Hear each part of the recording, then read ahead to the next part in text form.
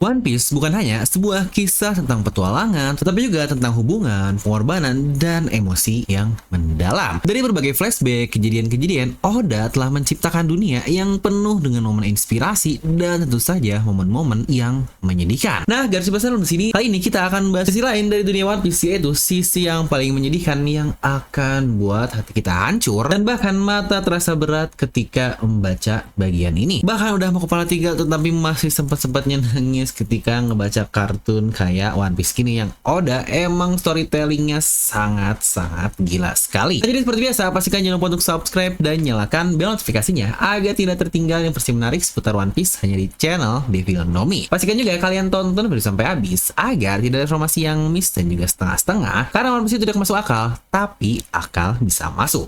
Nah, mari tanpa basa-basi lagi kita langsung saja. Wadaw!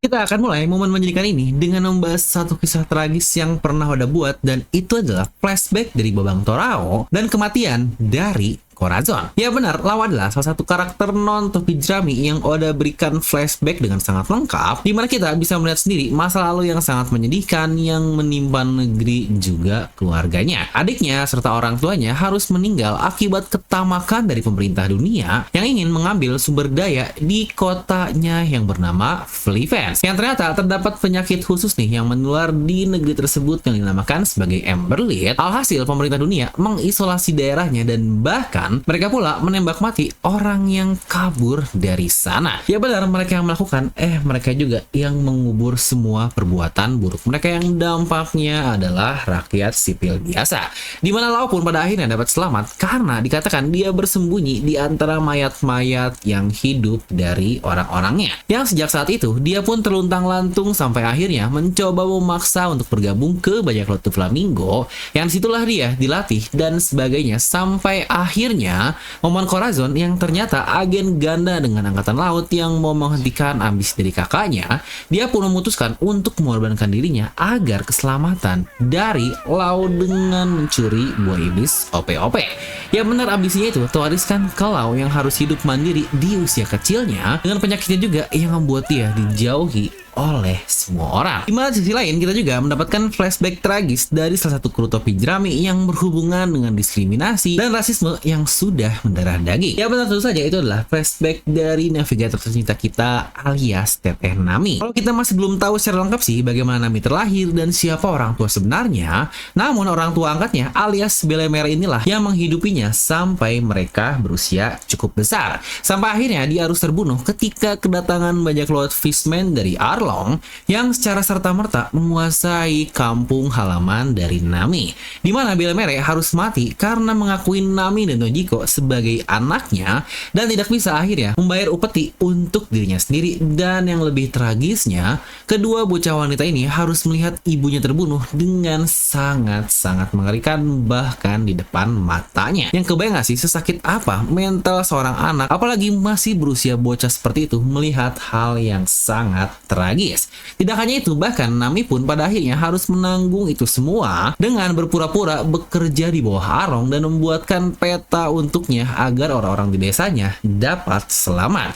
Yang gila sih, Nami harus menjalani itu semua selama bertahun-tahun sampai akhirnya dia pun bertemu dengan nakamanya yaitu Luffy, yang jujur sih mengalami depresi ketika uang yang sudah dia kumpulkan bertahun-tahun akhirnya hilang oleh angkatan laut bangsat yang bekerja sama dengan Arlong, dan satu-satunya harapannya pada saat itu cuma Luffy, yang sejujurnya ini sangat-sangat merinding sekali. Lanjut, momen menyedihkan selanjutnya adalah flashback dari Brook dan bajak laut Rumbar, di mana kita mendapatkan sekilas nih kalau mantan kru Brook sebelumnya yaitu Rumbar harus kalah melawan bajak laut super kuat yang menggunakan racun, yang sampai sekarang kita masih belum tahu siapa bajak laut yang dilawan oleh mereka semua. Yang menyedihkannya, Brook yang notabene memakan buah iblis Yomi Yomi Nomi yang membuatnya dapat hidup kembali, ini harus menyaksikan nakamanya satu persatu meninggal akibat racun musuhnya tersebut. Ya, selain kaptennya yang sudah sakit dan akhirnya ditinggal, di sini Oda bahkan bisa menyajikan momen super menyedihkan ketika lagu Sake Beings dikumandangkan dan yang awalnya bernyanyi bersama-sama menjadi kuartet, trio, duo, sampai solo dari Brook ini yang tersisa yang menyanyikan lagu tersebut, yang menurut saya ini sangat menyedihkan sekali. Yang jujur ini sedih banget sih, yang mana Brook harus berkelana selama 50 tahun di Florian Triangle, yang untungnya semuanya bisa berbuah nih karena kebaikan dari Luffy yang bertemu dengannya 50 tahun kemudian dan akhirnya diajak menjadi nakama. Makanya momen Brook yang menangis terharu di Trill Bug ini benar-benar merinding parah karena kita diperlihatkan bagaimana perjuangannya selama berdekade-dekade dengan melawan kesendiriannya itu. Lanjut adalah momen yang belum lama ini terjadi, yaitu di antara kru dari Chopping Drummy yang lagi-lagi walau sangat singkat, di mana ini adalah perselisihan antara Sanji dan juga Luffy. Yang ini pun terjadi di Whole Cake Island dan itu pun didasari oleh alasan yang sangat kuat, di mana Sanji takut jika dia menolak perintah orang tuanya, seorang Yonko Big Mom akan membunuh orang tua yang membesarkannya alias Dev yang ada di Baratie. Alhasil mau tidak mau Sanji harus mengikuti semua kata-katanya tersebut. Disitulah Luffy yang tahu betul kalau Sanji terpaksa melakukan semuanya, akhirnya hanya terdiam dan membiarkan Sanji menghajarnya habis-habisan, bahkan sampai Luffy kehilangan satu giginya. Dan salah satu momen sedih nih dan merinding banget menurut saya adalah ketika Luffy yang masih terbangun, dia yang sadar dan peka betul apa yang Sanji lakukan bukan karena keinginan yang ada di hatinya tersebut. Di sini Luffy berkata, "Kau bisa menendangku sekeinginanmu, tetapi aku tahu kaulah yang kesakitan di sini. Petualangan kita belum berakhir. Aku akan menunggu di sini dan jika kau tidak kembali, aku akan duduk di sini dan mati kelaparan. Karena kau adalah hoki kami, aku tidak akan makan apapun dari orang lain selain dirimu. Aku akan terus menunggumu di sini. Kembalilah Sanji, karena tanpamu aku tidak akan bisa menjadi raja bajak laut." Yang wah, ini sangat gila sekali. Kalau boleh jujur, seharusnya momen ini bisa masuk top 3 dari momen tersedih yang ada di serial One Piece. Ya, terutama kalau kita lihat bagaimana Sanji yang sebelumnya berkata-kata kasar kepada Luffy dan yang lainnya, lalu juga bagaimana setelahnya ketika Sanji yang harus nangis di depan Luffy karena tidak bisa berbuat apa-apa. Ini adalah sebuah karakter development yang udah bangun dengan sangat-sangat gila sekali. Namun karena baik lagi ini lebih ke arah momen merinding plus epic juga sih, dimana untuk momen sedihnya berbeda dibandingkan yang akan kita bahas di video ini, jadi akan saya simpan untuk posisinya di sini saja. Oke, next kita akan masuk juga nih ke salah satu momen yang paling menyedihkan yang bahkan memberikan quotes paling terkenal yang ada, yaitu kematian dari Dr. Hilolo. Dia adalah simbol harapan di tengah kegelapan yang terjadi di Dream Kingdom. Bagaimana kehidupannya didedikasikan untuk membuat ramuan Sakura yang dapat menyembuhkan dalam tanda kutip segala penyakit. Karena penyakit memang banyak terjadi akibat sugesti, dan ketika hati tenang, hati indah, maka kebahagiaan akan muncul, dan itulah lawan dari penyakit. Setidaknya itu adalah konsep yang diinginkan oleh Dr. Hilolo. Dimana momen yang sangat pas juga kan, mengingat kemenangan dari Dream Kingdom ketika Luffy menghajar si bangsat Wapol dan Sakura yang terjadi sebagai tanda freedom liberation dari negerinya atas raja semena-mena yaitu King Wapol. Dan Hilolo sendiri harus mati karena kebohongan buatan dari Wapol tadi yang bilang orang-orang sakit, yang akhirnya dia dengan cepat akan langsung pergi ke kastil yang ternyata itu adalah sebuah kebohongan, dan akhirnya dia akan dieksekusi di puncak kastil tersebut. Dan di momen inilah Hilolo yang sedih namun tetap tenang karena dia pun senang tidak ada yang sakit lagi, dan di situ pun dia berkata, "Menurutmu kapan seseorang akan mati? People will die when they are forgotten." Yang wadidaw, ini sebuah quotes yang sangat-sangat gila sekali. Yang bahkan saya juga sampai buat khusus quotes dari Lord Hilolo ini buat kalian yang pingin bisa langsung klik, dan linknya juga akan saya simpan di bawah. Lanjut untuk bagian ini, saya yakin semua dari kalian akan sepakat juga, dan itu adalah kematian dari Going Merry. Yang sejujurnya perpisahan Merry ini kalau dibaca di manga ya emang kurang kerasa nih feel untuk menyedihkannya, tapi ketika diadaptasi di anime yang wadaw, ini sangat menyedihkan sekali. Dimulai dari backsoundnya, lalu juga suara Merry yang bilang kalau aku tadinya ingin pergi lebih jauh ya. Wah, ini gila banget. Ini adalah satu momen menyedihkan yang ada di serial One Piece. Oh ya, kenapa tadi saya bilang kalau ini OP-nya di momen anime? Karena untuk semua momen lain yang saya bahas di video ini, itu bahkan di manganya saja, dari panel per panel, dari gambaran Oda saja sudah memberikan indikasi yang sangat menyedihkan. Tetapi mungkin menurut saya untuk bagian Going Merry kurang terasa feel-nya dan lebih oke ketika di anime-nya. Lanjut, momen selanjutnya adalah momen yang juga mengubah alur berjalannya cerita One Piece, alias sebuah insiden yang menciptakan time skip harus terjadi. Ya tentu saja itu adalah perang Marineford dan dampaknya kematian kakak Luffy, yaitu Fort Gas TS. Ya benar, ini adalah satu plot twist luar biasa yang Oda sajikan kepada kita, terutama buat kalian yang pada saat itu sudah membaca mingguan seperti saya pada tahun tersebut juga, yang ini benar-benar kayak, apakah ini chapter bohongan, apakah ini spoiler palsu, atau mungkin fan art yang lain-lain, karena nggak mungkin banget semua plot yang Oda ciptakan untuk menyelamatkan Ace, akhirnya harus dibuat plot twist kalau Ace malah mati. Bahkan dia pun harus mati di depan karakter utama kita dengan kata-kata menyedihkan yang berkata, "Terima kasih telah mencintaiku. Satu-satunya penyesalanku hanyalah aku tidak bisa melihat mimpimu sampai akhir, Luffy." Ya, wah, ini parah banget. Plot twist di satu sisi, tetapi di sisi lain justru momen inilah yang ngebuat One Piece bisa mendapatkan Guinness World of Record untuk pertama kalinya karena penjualan terbanyak di arc Marineford.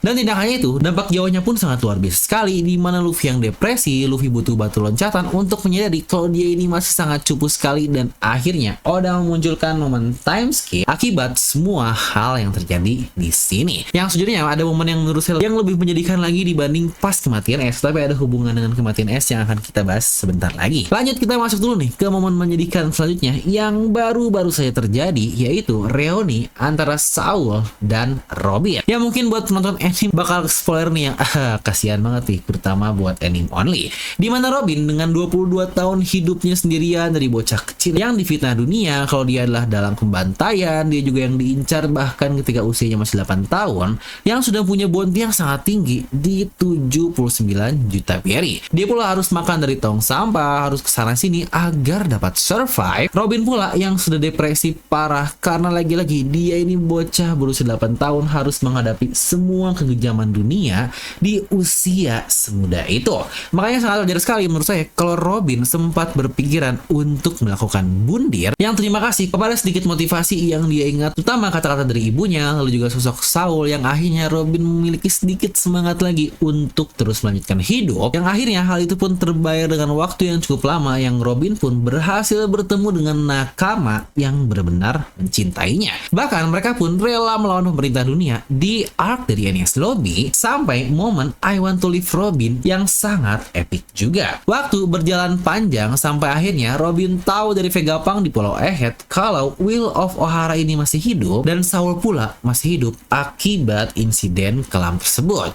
Dan dengan semua paralel luar biasa yang Oda sajikan kepada kita di chapter 1133 kemarin, dimulai dari panel per panelnya persis sama banget, bahkan ini definisi rilisnya tepat 19 tahun yang lalu di edisi yang sama dari Weekly Shonen Jump juga. Yang lucu banget ini, Saul ingin pura-pura mati biar Robin panik, malah ketahuan. Mereka pun saling bertukar cerita dengan pura-pura kuat di hadapan masing-masingnya. Sampai akhirnya Saul memeluk Robin dan memujinya sambil berterima kasih karena sudah hidup selama ini. Yang akhirnya disitulah semua emosi mereka yang ditahan pun akhirnya pecah. Karena Robin mengingat kembali memori dirinya yang mau bundir dan bingung kenapa harus dia yang hidup. Dan boom, ketika panel ini muncul, wah, ini semuanya ikutan menangis. Ya, pokoknya mirip banget lah seperti bagaimana seluruh kru topi jerami yang ikut nangis ketika melihat Robin dan Saul yang sama-sama menangis juga. Yang wah, Oda ini gila banget sih. Bagaimana dia bisa bikin storytelling, paneling dengan sangat simpel-simpel tetapi terasa banget untuk feel-nya. Yang baik lagi, ini baru satu reuni yang terjadi di serial One Piece. Gimana masih ada reuni di antara Yasop dan juga Usopp, dan juga Luffy dan juga Shanks, dan yang utamanya adalah Labun dengan Brook juga.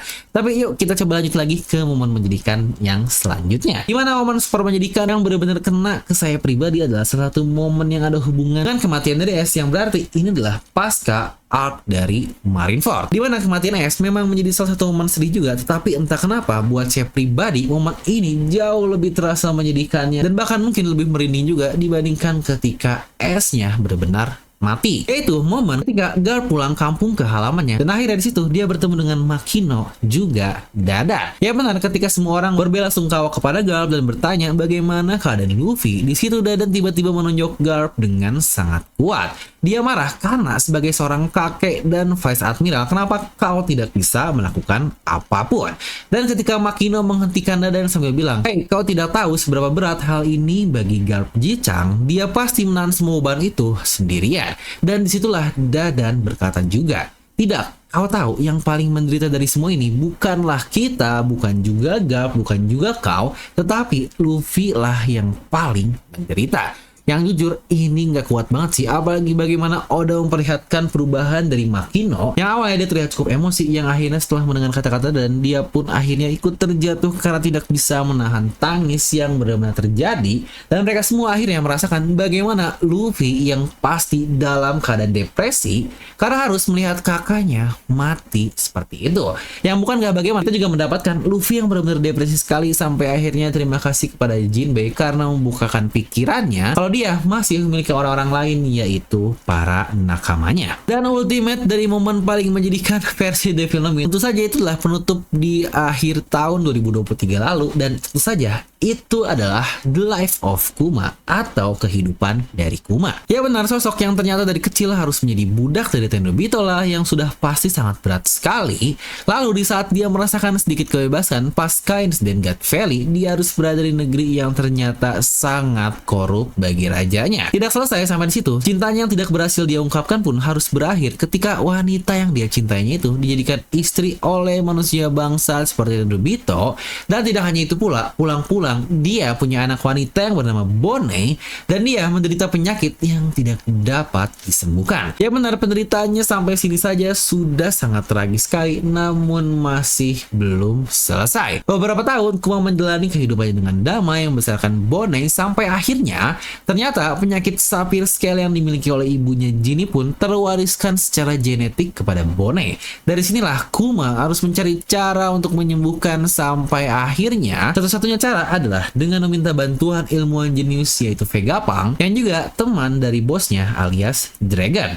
Disinilah semua hal buruk dimulai kepada Kuma. Rencana Vegapunk untuk menggunakan tubuh Kuma tidak berakhir sesuai rencana karena ternyata hal itu pun didengar oleh Gorosei langsung alias Science Saturn. Dan dari sini lagi-lagi Kuma harus menjadi budak bagi pemerintah dunia hanya agar membuat anak angkatnya Bone dapat sembuh total. Hari-hari pun dijalani dengan syarat Kuma tidak boleh lagi bertemu dengan Bone yang terus ikut tumbuh dewasa, dan puncaknya adalah perjanjian itu Kuma harus menyerahkan semua kesadarannya dan sepenuhnya menjadi robot pemerintah. Ya dimana momen ini bahkan membuat Vegapunk pun menangis karena dia juga tidak sudi melakukan semua hal tadi, dan kata-kata terakhirnya yang sangat mengenang hati, yang bahkan di saat terakhirnya pun Kuma masih terus memikirkan anak perempuannya itu, yaitu Bone Chuan. Di situ dia berkata, "Happy 10th birthday, Bone."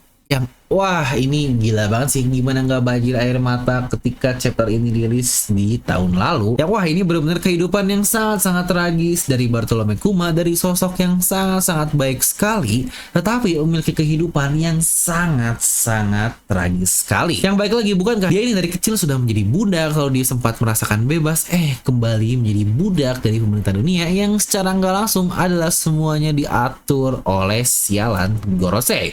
Sebuah dedikasi penuh seorang ayah kepada anaknya. Ya mungkin trivia dikit nih, momen flashback ini pun salah satu yang cukup memorable bagi Oda Sensei karena sekali-kalinya seumur hidup nih Oda gagal menyelesaikan transkripnya loh ketika menggambar flashback dari Kuma, yang mungkin cukup relate juga ya dengan Oda karena Oda sendiri punya anak perempuan yang seharusnya saat ini ya sekitaran seumuran dengan Bone. Oh iya, dan seperti yang kalian juga di sini saya menggunakan kaos spesial dari The Life of Kuma dengan tulisan sama nih, Happy 10th birthday Bone, dimana tersedia untuk warna putih dan ada warna hitam juga buat kalian yang pingin. Lagi-lagi linknya akan saya simpan di deskripsi di bawah. Nah, jadi itulah beberapa momen menjadikan di One Piece versi channel Devil no Mi. Walaupun One Piece ini terlalu luas sih jika kita hanya membahas beberapa hal menjadikan yang disajikan di video ini saja. Karena bukankah masih banyak sekali hal menjadikan seperti Channel Pink, flashback lain juga yang rata-rata menurut saya semuanya cukup menjadikan. Lebih baik lagi kalau diurutkan menurut channel Devil no Mi, hanya beberapa momen di sinilah yang masuk ke radar yang cukup menyedihkan menurut saya. Ya kalau kalian punya momen-momen menjadikan sendiri bisa langsung bantu tuliskan pendapat kalian di kolom komentar di bawah. Nah, jadi itulah untuk video ini. Seperti biasa saya mau berterima kasih nih buat kalian yang sudah support channel Filmnomi, terutama buat para membership ini dimulai dari favorite user, haki user, dan Wheel of P juga. Dan buat kalian juga yang ingin bantu bisa klik super thanks di bawah atau minimal mah bantu subscribe dan nyalakan bel notifikasinya. Nah, semoga kalian terhibur dengan video ini. Like aja video kalian suka, dislike kalau suka, jangan lupa untuk subscribe dan juga share ke teman kalian. Gue Devil pamit and I'll see you guys next time.